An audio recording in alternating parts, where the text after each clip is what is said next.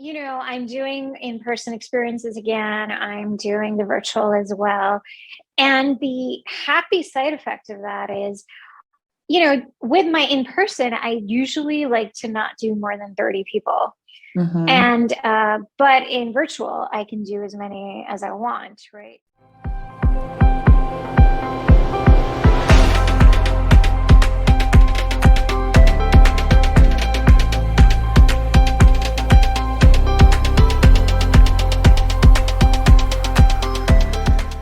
Hey there, welcome back to another episode of Doing the Most, the Misadventures of Entrepreneurship, the podcast. I'm your host, Georgie-Ann, and tonight we have a very special guest, a longtime friend and colleague of mine, Rachna, and she is the founder of Whiskey Stories. So Rachna, please go ahead and give us your introduction and tell us a little bit about your business.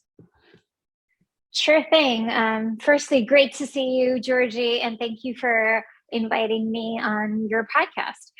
So I am the founder of Whiskey Stories, and Whiskey Stories is my immersive multisensory whiskey experience company. We are 8 years old. We turned 8 years on March 29th. Woohoo! Happy birthday. Thank you very much. And there are actually 3 tiers to my business. There are the immersive experiences. We have a line of luxury unisex whiskey-based luxury colognes, and I have a VIP paid membership club where I teach people how to invest in whiskey. So with that, I've created a ecosystem, if you will, of all things whiskey. Nice. So the very first thing I want to start off with, which maybe, less stereotypical now, but from, movies and TVs and just content out there, it's often a conversation of men, whiskey. And here you are, breaking stereotypes in that industry. So what got you interested in whiskey, and how did you find that, that drink, that beverage, and what, made you want to build a business on top of that? Well, it's a bit of a crazy story. My first day in America, in New York City, was 9/11. I didn't grow up in the US. And I had a job in advertising, and I got laid off because of 9/11. And I was on a work visa. So that meant find another job or get out of the country. And so I started looking for anything and everything. And a week before my visa ran out, I had a choice to pack my bags or continue looking. And I felt like if I packed my bags, that's putting it out into the universe that I give up. So I refused. and I and I got a job with Johnny Walker as my client. And so until then, I had never thought of drinking whiskey or, trying it or anything like that. And once I started, it was like something awoke in me. The storytelling, the history, some of the first distillers and alchemists in history were women. And a lot of people don't know that. And 30% of whiskey volume is accounted for by women. So I started digging deeper, and before I knew it, I had found my life's calling. And I knew that whiskey was going to be that path forward. And the rest is history. Nice. And so where are you originally from? Let's share that with the audience. I was born in Kuwait in the Middle East. And I grew up on a Greek island, Cyprus, but we're Indian. My family is from India. Oh, so you have had experiences in different places of the world and just been able to mix with different cultures. And that also, yes. That potentially speaks a little to now one of the lines that you said, your lines of business is mixing and infusing whiskey into different things. So I would love to hear a little bit more about that, because I know I saw that you have like a mac and cheese whiskey infusion dinner tasting. So just let us know a little bit about some of these experiences and what made you shift from the history to the experiences, right? So I've been working with whiskey for about 15 years. And before I went full-time with my business, by day, I used to work on whiskey. I used to work in the Macallan, Highland Park. I used to help design whiskeys as well. And what I found is that all whiskey tastings run the same. And they kind of all appeal to the same type of people. So unless you're already into whiskey, it's a little hard for people to really decipher it. So I wanted to create something that's immersive and multisensory, where I use things you're used to, like food, flavor, fragrance, as a way to decipher whiskey. So that, because at the end of the day, history is great. Travel is great to a distillery, all that's great. But what people are looking for is a way to really be able to drink whiskey in a way that they enjoy it. So that's what I do at Whiskey Stories is I use funtainment and fun information as a way for them to decipher whiskey. And that comes through food, flavor, fragrance, texture, sight, sound. Our venue is designed like a vintage dollhouse to give people permission to play with whiskey. The colors help them relax. And so they're more leaned into the process.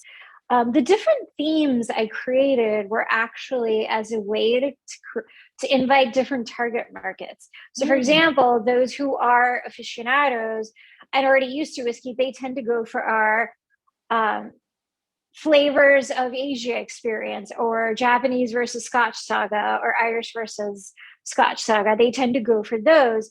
The others who are, I like to call them curious, whiskey curious, they tend to go for the ones that are attached to comfort food, like mac and cheese, whiskey and whiskey infused donuts. And so that allows them to feel like, all right, that's something I know I can do. And most people have tried mac and cheese or tried donuts, at least in the US. So I use things that they were used to as a way to decipher that flavor. So that's where the themes came from. Nice. And so now, you've been doing whiskey for the last 15 years. You've had your business for the last 8 years. Let's talk a little bit about that transition from working with these bigger brands to now stepping out on your own. What was that like, and what made you decide to do that? It's interesting how sometimes I mean this in a good way. Careful what you wish for. The universe has a way of forcing your hand. So in 2018, I was still working. You've known me a while, so you know that I was parallel pathing both. I was working full time in whiskey by day. I was also running my company. It was a lot, right? Yeah. Because I was also pursuing my passions in satire writing, acting, and stand-up comedy also with that. So it was a lot of different things. And what ended up happening was in 2018, our company did a restructure, and I was going to ask them to be freelance anyway. And they beat me to it. And they said, you'll be freelance. So the good thing about freelance is you end up making more money than a full-time job sometimes. So I felt like the universe is really prepping me to do what I wanted to do anyway. I really have no excuse anymore. So I was able to work from home, for about 6 to 8 months freelancing. And then that 6 to 8 months, I used that to really establish my business so that I could go ahead and do it full time. Yeah. So that transition happened quite organically, and in a good way, because who knows, maybe if it hadn't happened, I would still be parallel pathing and killing myself trying to do both, Yeah, I love that terminology, parallel pathing, and just it's so easy to kind of almost get caught up in the information that we see out there of like this person, super people and superwoman, superman, they're doing it all, they have it all. But when you have the ability to niche down and really focus your energy and your time on what you want to do, and you're also generating, your monthly income and able to live off of that, you could do one thing at a time. And then if you want to do, corporate here, then freelance, and then your own business, I think that's healthier, right? Overall, versus, like you said, like killing yourself and trying to do all the things at the same time. And so now, the universe said, you want to do your business? Well, let's make it happen. And so how did it feel? So I'm going to actually take a turn back. So you started it while you were still working, full time. What inspired you to start it as like a side hustle, side business, like you were talking about? Was there like a specific person or a specific experience that ignited wanting to have these experiences and getting other people interested and introduced to whiskey, or just having more experiences around whiskey? 8 years ago, I found myself at a crossroad. I had just lost my dad, and Mm, my dad was a self-made man, and he was completely himself. mm, So, as part of the grieving process, I took to comedy and writing as a way to heal and remember him. But also, what I learned through that was I am more myself as I'm doing these things. I'm a storyteller at heart. And whiskey is another passion of mine. It's my art form. So at that time, I was in between jobs as well. And I was thinking about what's my next step? What do I do? And so I went to a brainstorming session. And in that, I showed up with some 16 whiskey books or something and said, I know whiskey, and let's talk about it. And as through that, Whiskey Stories was born there in that think tank, that 8 week think tank. And from there, I just started doing small tastings in my home. And I started where most whiskey tastings are done, in kind of the same way, but it changed to more fairly quickly. So, in that was my kind of launching pad for that, right? But what happens is that when you start a business, you kind of work at more as like a business operator than a business owner. You don't, it's not your mindset. So I was running my business, but I was running it more like a business operator. So there was an aha moment where I thought, okay, how do I act like a business owner? And there's that mindset shift that comes in. And that's where you start to think, all right, well, you can't do a little bit of everything because you're committing to nothing. But I do think those steps of trying a lot of things is very important to fine tuning and getting clarity. So I don't regret parallel pathing. It was important because actually parallel pathing all these different parts, they're all part of my business now. They all contributed to it. So it was meant to be in that sense. Like the comedy contributed to it, the improv training contributed to it, the writing does, the whiskey knowledge and actually working on whiskey innovation, designing whiskeys helped with it. I have a background in food, all of that came together. And that's why Whiskey Stories is unique, I'm proud to say, because it's the coming together of all the things that make me. Nice. Love that. And I love hearing this journey, this story. And, like you said, whiskey stories. So this is the story of how you got here and the journey. And we're about halfway through. And I wanted to ask you a question about some of the experiences that you have, such as, these learning experiences that you gain along the way. So what has been one of your craziest misadventures? It could be something that happened that was really good or just really bad, but, just really unexpected that happened while building Whiskey Stories. I think you probably hear this a lot, the pandemic. Tell us about it. The pandemic hit, and it was literally on a day where I was getting ready to leave home to do a huge corporate experience in person. Wow. And we were literally an hour away from, I like to call it, run of show. And they called and said, we're not doing it. And so there was all this equipment, all this food just in, and we just ended up donating the food, and just thinking, okay, I don't know what I'm going to do now. And the world shut down. So I had a prototype for a virtual experience that I had been procrastinating for a while because I thought there was no place for it. And yet again, every few years, the universe forces my hand. And so I felt like, all right, let's just launch it. And I had a multisensory kit. And it went so well. And before I knew it, I had national coverage. And within 2 months, I was doing corporate experiences every day virtually.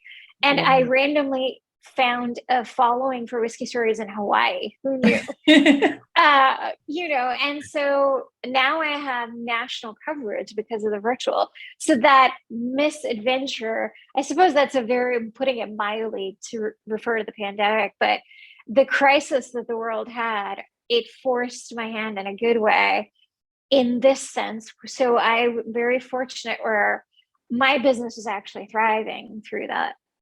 Yeah. And I want to hear these stories as well, because what was happening before the pandemic is that we all thought we had the world figured out. This is how it works. 1 + 1 = 2, the end, boom. And then I think what they call it, like there's like the new way to do math. I feel like the pandemic was that. It's like, oh, you're not adding 1 + 1 anymore. You actually have to multiply it and turn it around and do it this way, the new math way versus like the standard math way. And some people are just like, what the heck is this? Where other places and businesses, we realized it was an opportunity to bring the world, like shift the world. It was literally that. I think the pandemic was just a shift that affected a lot of people in a mental way, emotional way, physical, financial, business. So I think it was a pause and shift to remind us, you really have no control here. But we weren't to do the thing you did. And now restart. Pivot, and it's not just 1 or 2 people where it's like an individual, the universe is talking to me. It's like the universe is like, I want to talk to all of you, pay attention, just remember I'm in charge, not y'all. So that was really interesting to hear. And now as things are opening back up and folks are going hybrid, some people are staying virtual, where are you now with Whiskey Stories? And then like right after that, I want to talk a little bit about the fragrances. Like I didn't even know that was a thing. So where are you now? And then we'll talk. I would love to hear a little bit more about the pivoting into fragrances. Sure. So the hybrid structure is here to stay. I'm doing in-person experiences again. I'm doing the virtual as well. And the happy side effect of that is, with my in-person, I usually like to not do more than 30 people. And, but in virtual, I can do as many as I want, right?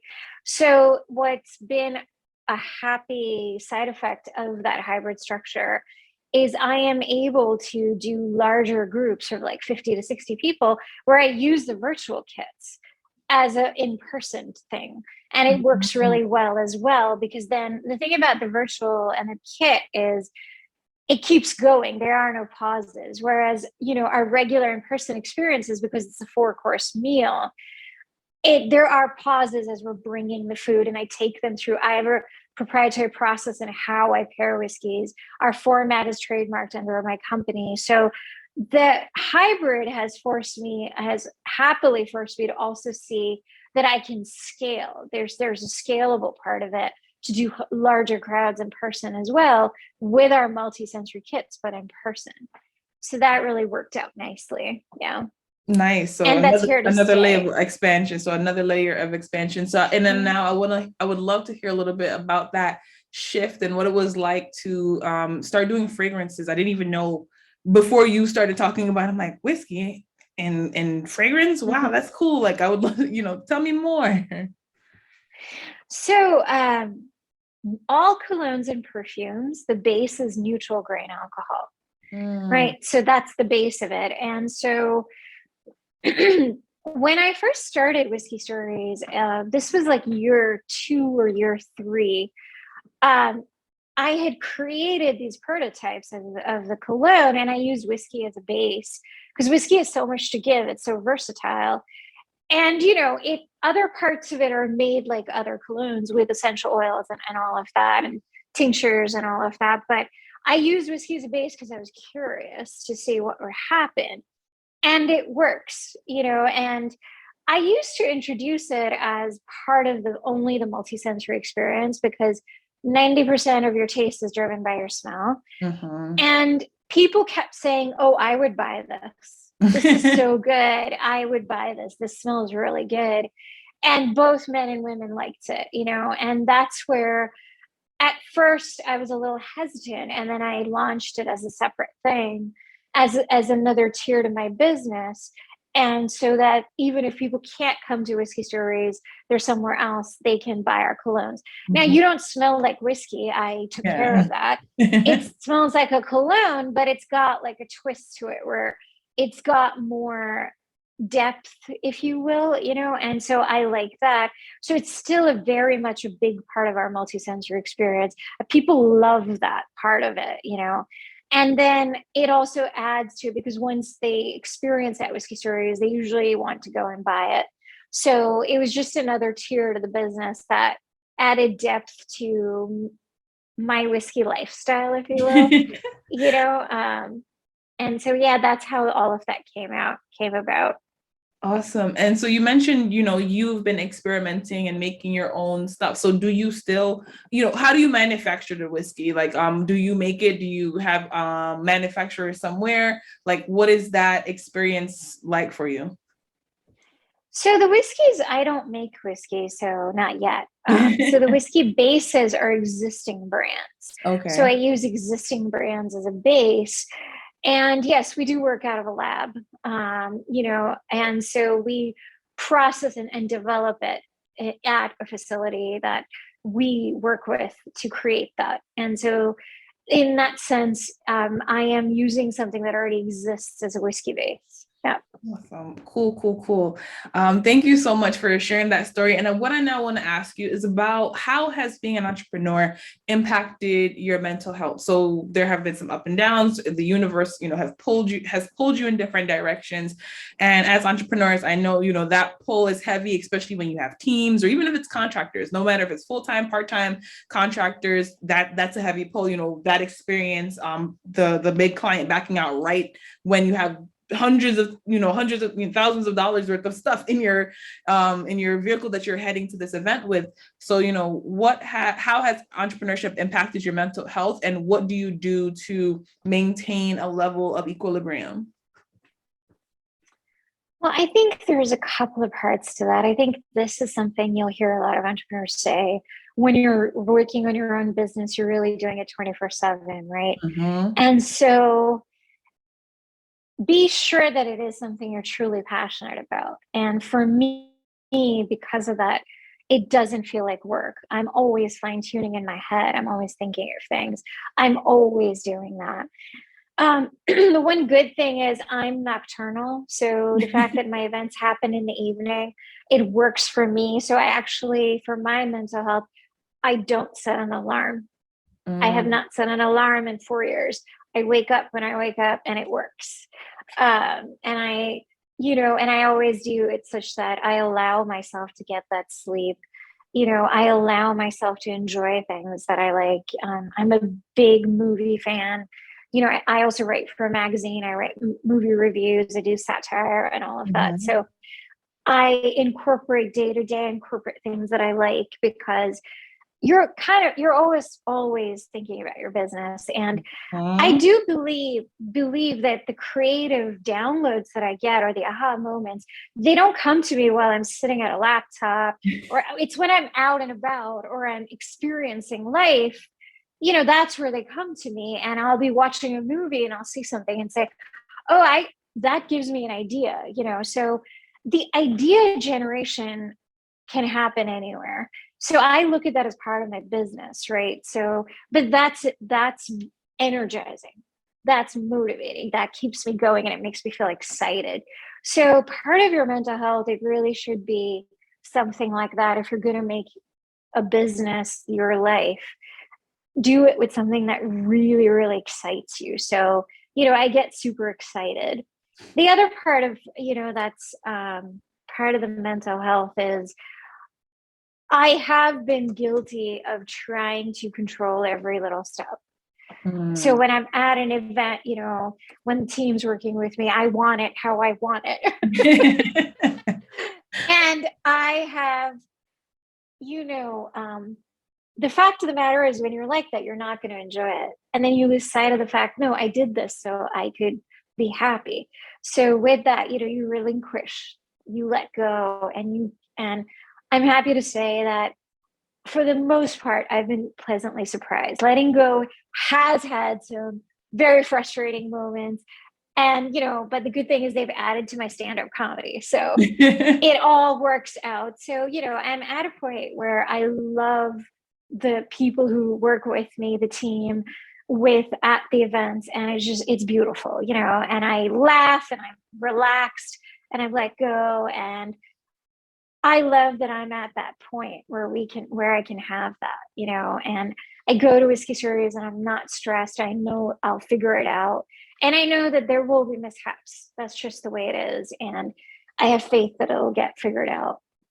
Awesome. I love that combination of just these learned experiences, having outlets to play and to interact with the human experience versus just work, work, work. Because it is 100%, even when you're trying not to think about it, it'll come into your brain. Like you said, you'll see things, but if you purposefully put yourself in situations where you have that downtime, you have that release. And I love that, you don't set an alarm.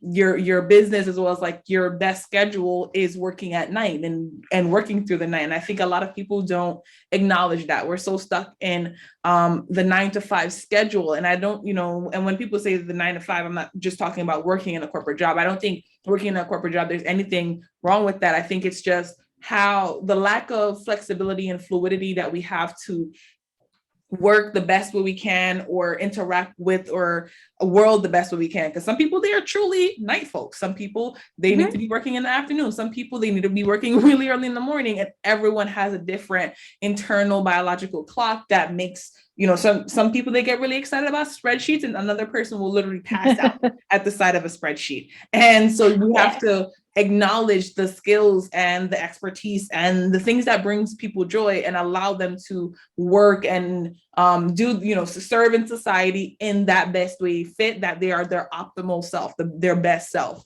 So I'm really happy that you found that for yourself, and and spreading that experience to others.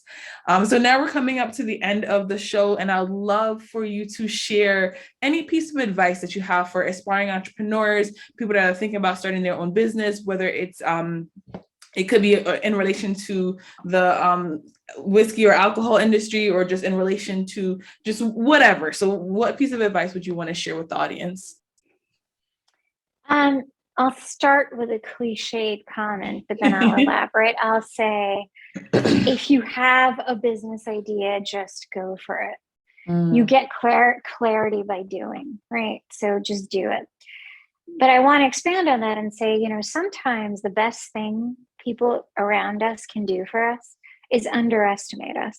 And if you can use that contrast to really dig deeper into what you really want and keep going and believing in yourself, it can really, really change the landscape where you were making quantum leaps and enjoying it, And so it's about surrounding yourself with the right people and the right avenues of abundance, and that path will form.